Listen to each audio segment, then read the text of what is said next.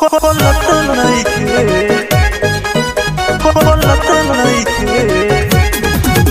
हमन हाथ हमसे बोलत नहीं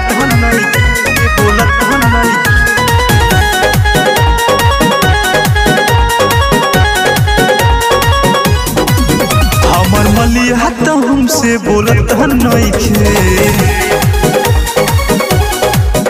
हमर मलिया तो हमसे बोलत नइखे हमर मलिया तो हमसे बोलत नइखे बंद कइलस के वारी खोलत नइखे बंद कइलस के वारी खोलत नइखे।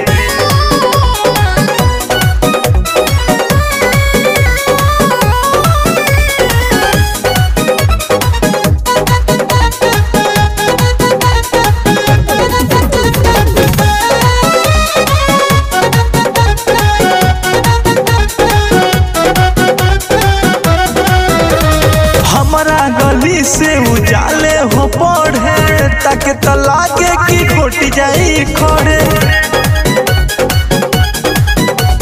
हमारा गली से उजाले हो पढ़े ताके तलाके की खोट जाई खड़े ताके तलाके की खोट जाई खड़े ओकर मनवा ना तन को डोलत नइखे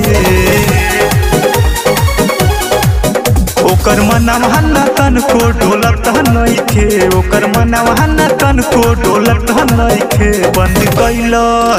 बंद कइलस के वारी खोलत नइखे बंद कइलस के वारी खोलत नइखे।